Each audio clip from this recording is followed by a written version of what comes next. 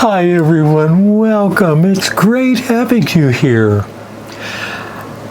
It's been a bit since I've done a video, hasn't it? But it really hasn't. You're just not seeing them. I've made a few videos. I haven't had the time to edit them. Some of the soaps are already in my shop.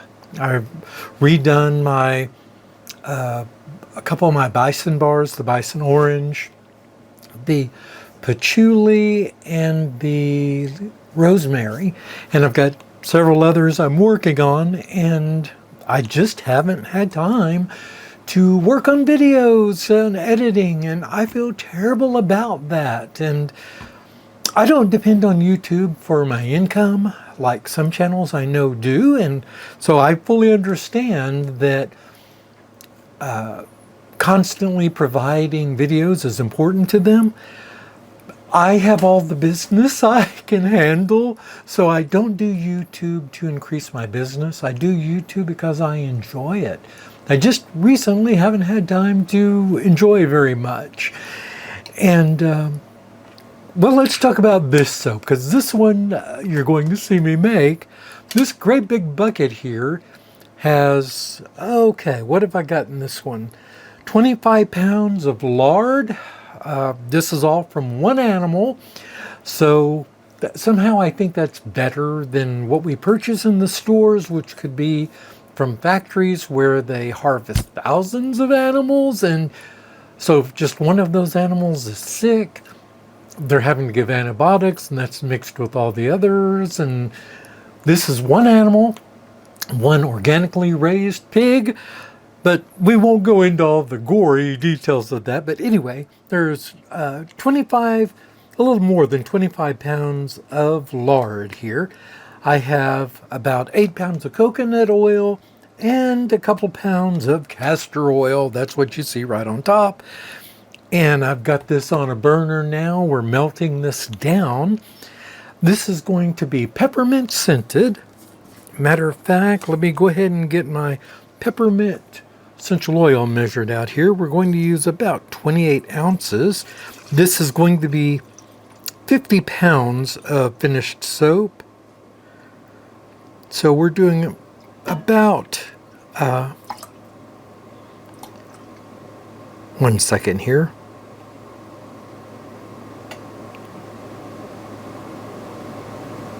There we go. And I've got my 24 ounces is what we're putting in here. 24 ounces of our peppermint essential oil here. Smells wonderful. And once this is melted down, we're going to go ahead and put that together. I won't just chat while this is melting down because this is going to take a while. So we'll speed through, we'll get this melted down. And then when we come back, we're going to do some chatting. All right. So I got everything melted. However, I am right up to the edge of my bucket. And although this holds a whole lot, it's going to be a bit much once I add in my lye solution. So I'm going to put this into a large 7-gallon, or no, 8-gallon, I believe, plastic bucket for this process. So give me a moment while I switch this out. So I have my colorant already added to my lye water solution, and I went a little bit adventurous today.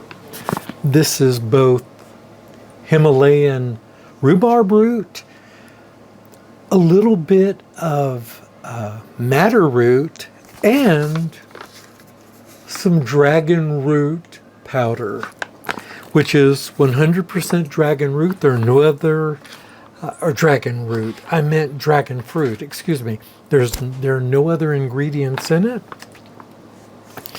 It's, let's see if I can show you there. It's only dragon fruit, just been dried. And I wanted to see how that would add to the color. I don't know. This is kind of a fun kind of experiment, but I've got an interesting color here. This may be way too red. I wanted just a soft pink. And you may go, well, why would you add those colors to get a soft pink? Because I'm adding such a small amount that I'm hoping it dilutes in the oils to give us just the right amount of color. So let me get my giant blender in here. And I'm going to go ahead and get the peppermint essential oil mixed, or at least blended into our oils. Oh, that smells so good. Peppermint is just so wonderful.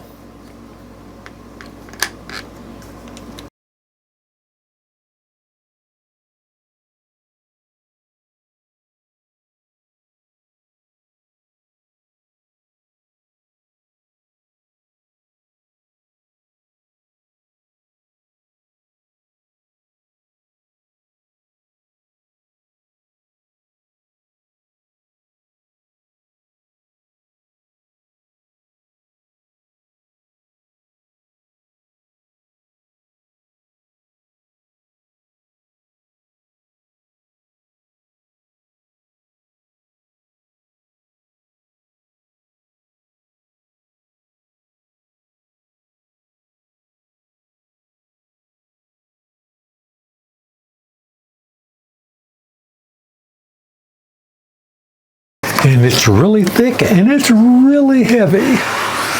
But here we go.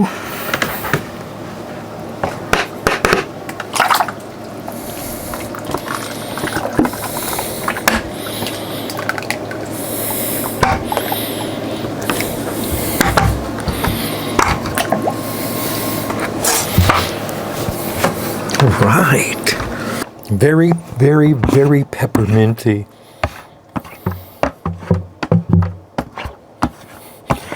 But I am not a fan of the smell of lard, and I think it needs something strong. You may or may not agree with that, but for me it's just a little much on its own. So peppermint is just such a wonderful, wonderful fragrance, and for the upcoming holiday season. And yes, it's upcoming. It's not that far away. I do like the consistency the soap has. I like natural soaps made from, I generally love tallow soap, which is my most popular, most profitable soap. But I also have a large market of people that love lard soap. And this one actually, about 50 bars of, I think this one makes 120 bars, not 50, 30 bars are already accounted for because somebody asked me to make this particular soap. But what I was going to say is one of the things I love about whether it be tallow or lard, and from various animals, I have used a lot of different things in soap making, but it is a different texture at this stage than vegetable oils are,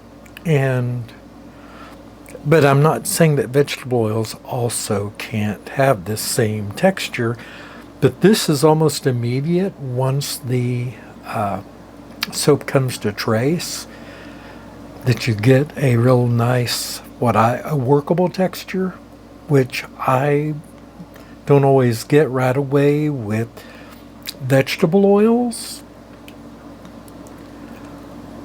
But also it's the recipe. It's how you prepare the recipe and the temperature that you soap at and the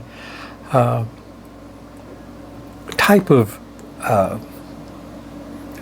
decoration you're going to do on top, whether it be spooning or whether it be piping. It really can vary a lot. All right.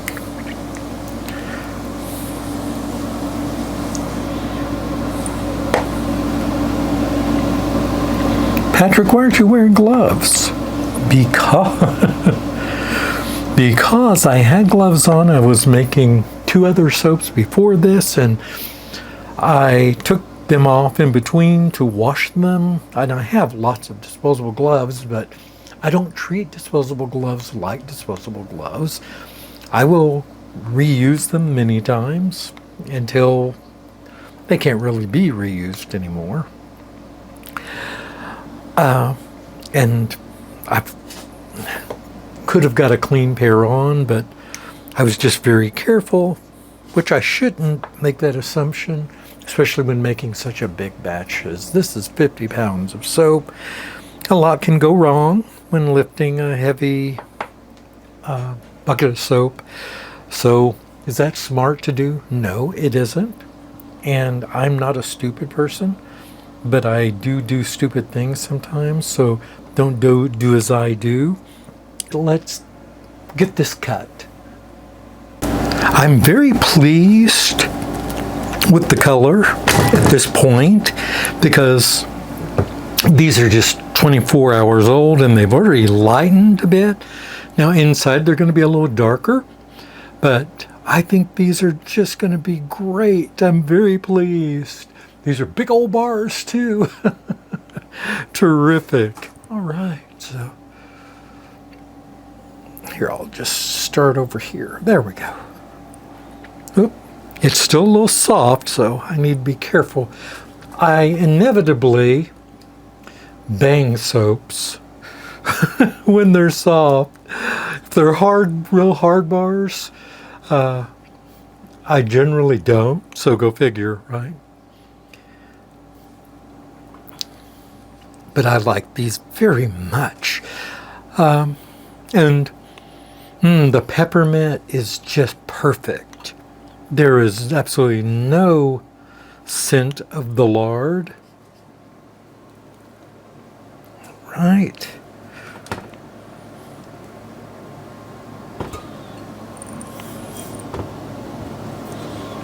Oop.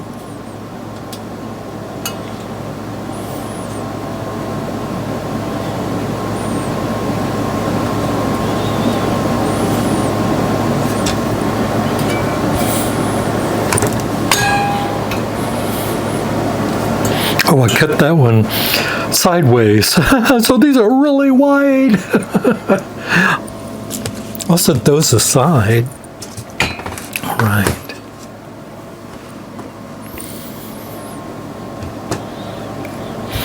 So I did go through a period of not feeling too great, but I want y'all to know that I feel fantastic. And I feel like I'm in a good place right now in my life. And health-wise, I went through some bumps, but actually in the big scheme of things, very small little things. There are people out there that have some very, very serious health issues and don't have insurance like I do. I don't have the best insurance, that's for sure, but at least I have something. And yeah, it did dig into savings. What savings at this point, right? But I just keep on. Things are going great at the Etsy shop, and I really do think that, in my opinion, things couldn't be going better. And I really feel for those people that are struggling. If you are someone who sells on Etsy and you have challenges, reach out to me.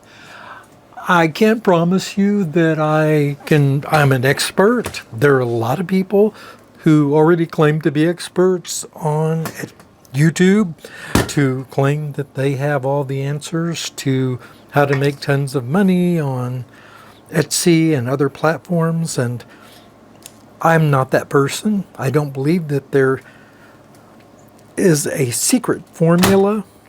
Well, I do believe there is a secret formula, but it's really not a secret. More than anything, you have to be persistent. What do I mean by that? Well, you can't give up when things are slow. I go through slow periods. Not a lot anymore, but on occasion, sure. Things slow down due to, fluctuations in the economy, or political upheavals, or weather, happenings around the planet. Just, there are a lot of reasons why business can come and go, but I will tell you that most of the time it has little to no effect on my sales, but on occasion it does. And you can't give up.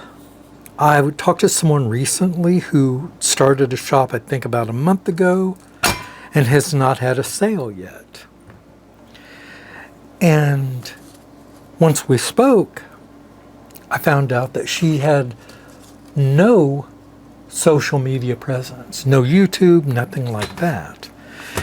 And the truth is, if not for YouTube, I probably wouldn't have a business. When I first started my YouTube channel, it was out of loneliness. My partner had died. I made soap, but most of what I made was for the occasional market, not very often. I mostly made stuff just for me. As someone with very sensitive skin, my mother and grandmother made things for me at a young age, and I learned how and actually started making soap when I was just a little tyke, and continue to do it to this day, now up in my 60s. And what I can tell you, though, is that I started the YouTube channel, like I said, just for company, for people to talk to. I was lonely and thought, well, this is one way I can maybe connect other people. I had seen Soaping 101, the videos by the wonderful Kathy at Soaping 101, who I've now met. I met her at the convention in Hartford, Connecticut, and I'm actually going to another smaller convention in Kentucky in October that she's putting on, which I'm really looking forward to. That being said, I watched her video and learned that, hey, I saw that she had people that came to her channel and talked, and I thought that's one way I can connect to people. I can show them that, hey, I do that, I make soap and other things, so I can do a YouTube channel. And I started out, just like so many people do, with just a few subscribers. But one thing I did do, which I haven't done much at all this year, and that is posting consistently. But when I started, I tried to do 1 or 2 videos every week. And I was working a full-time job, which is, I think, part of the problem, was that I did have a full-time job, and so it was really rough having a full-time job and doing YouTube videos and making things and building up a business, right? But last year was able to actually give up that job after a few years of doing YouTube videos and selling on Etsy. And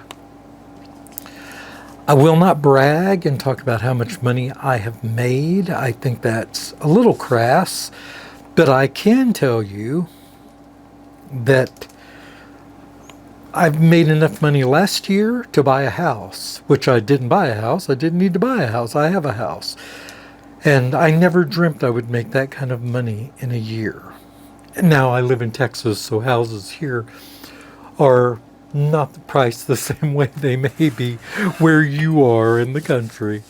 But anyway, that being said, this year I have already, in this month, made more than I made all of last year. Now, last year I was still partially working my full-time job, part of the year I should say, and wasn't doing this full-time. And now I am. So yeah, that probably is part of it, a big part of it. But it's not for YouTube though. That's the point I'm trying to make. Even though I don't think a lot of people that watch me on YouTube necessarily are customers, and I don't expect them to be, nor do I ask them to be. I show what I make, and if people choose to buy it, that's wonderful, and I really appreciate that support. But a lot of that growth has come from word of mouth.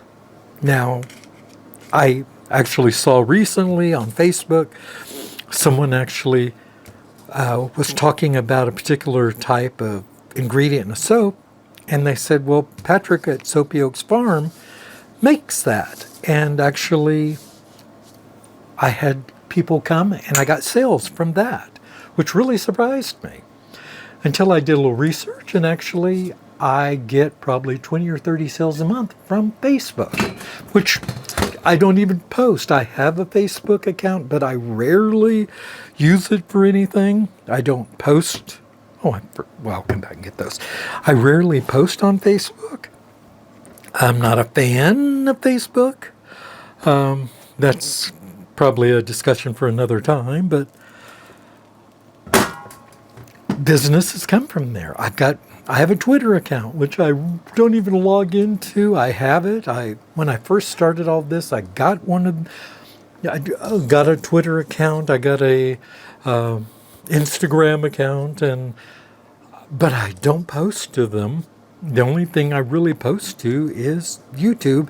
Like I said, I haven't done that so much this year, but I now have a repeat customer base, and that's because of consistency, not just in making videos, but in actually the posts that I did do on YouTube. That's where a lot of the business came from. And I've made some, I don't know about lifetime customers, but I've made some customers that have been with me almost from the beginning because they found me on YouTube. So what I would suggest is that if you're looking to grow your business, that you too, if you are wanting to, for me, I'm not saying this will work for everybody, but this is one thing that I will share with you, that doing YouTube videos, and of course in those YouTube videos, point them to your shop, say, hey, if you like what I just made, here's where you can get it. It's that simple. And I do try to say that in every video, or at least put a link in my video where they can make the purchase if it's something that's currently for sale. And it works. I don't market, I don't buy advertising. And what I can tell you is that I do around $1,000 a day in sales, which is just as amazing to me as it may be to you. And now I will say that includes my wholesale accounts that I have, that includes markets that I've done, and I don't do markets hardly at all anymore. I don't need to, and quite frankly, that's a lot of work that if you're able to do it, I say it's a wonderful thing to do, and it's a great way to start. But I did it for years. I did the part-time markets, and this one had a messed up end, so that's why I'm cutting it this way. And these are going to the Eco Soap Bank. All of my end cuts and things like that go to the Eco Soap Bank, which I mentioned in another video. And people make use of that, which I feel very happy about. But hey, I gabbed a lot in this video. I will try to give you more tips that as I think of them, and like I said, feel free to write to me if you have questions about this. I'm just soapyoaksfarm@gmail.com. All right. Thanks so much, everyone. It was a pleasure visiting with you today. I hope to see you back soon.